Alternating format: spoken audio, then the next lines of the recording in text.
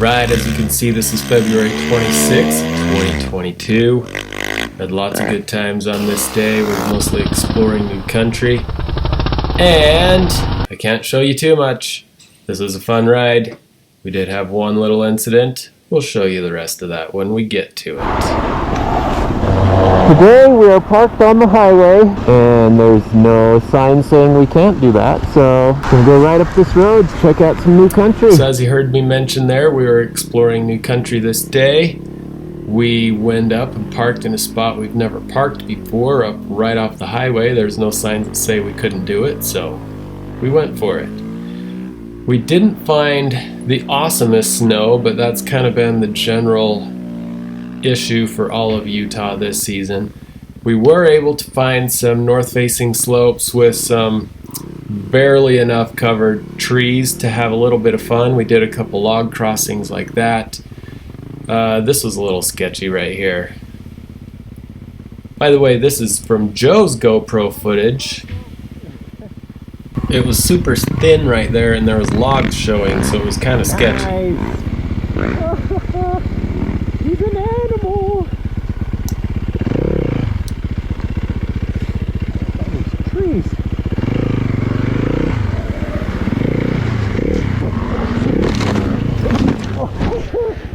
Oh, Joe! Joe didn't have as good of a line as I did coming down that hill. Anyways, it's kind of fun to get some of Joe's GoPro footage. Can mix it up a little bit with these videos. Makes for it a little more entertaining. And I also I did a bunch of this rear view recording in the past. I actually really like the rear view recording. I think it gives you a better perspective of speed, of the steepness of hills. It lets me see things that I don't see when I'm out riding, like my buddies coming up behind me and whatever they're doing. So yeah, the rear view's kind of cool. One thing I wanted to mention is this was one of the first days I was able to ride with the QSL. I had been contemplating whether or not to get the QSL. It's kind of expensive, and I heard all these good things about how well the Riot 3 and Riot work with a solid strut. So I had been riding with a solid strut all season up until about this point when I got the QSL, put it on, and to be quite honest, it is the only way to go. That thing is so plush on the soft settings. You can flick the switch and it's still very solid for the powder. Honestly, it really hurt the piggy bank to buy that thing. I mean, I really contemplated whether or not to do it or not. But all in all, totally worth it.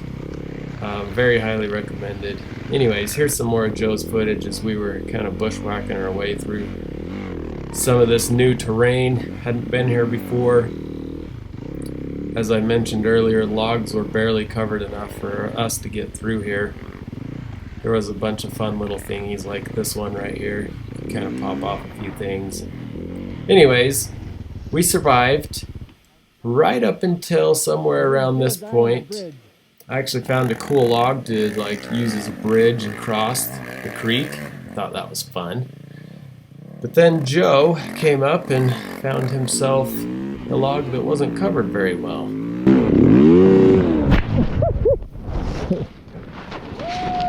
Yeah! Shakapoo!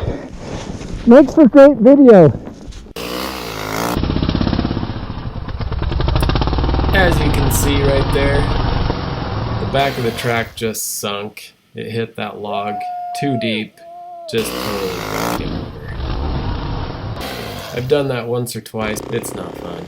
But the rest of the snow is like that right there, like just hard. But you know, we're still able to have some fun with it.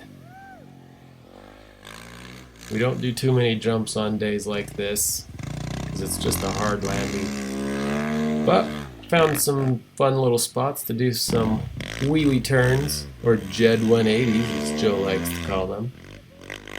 Anyways, thanks for watching. This was a fun little exploration trip.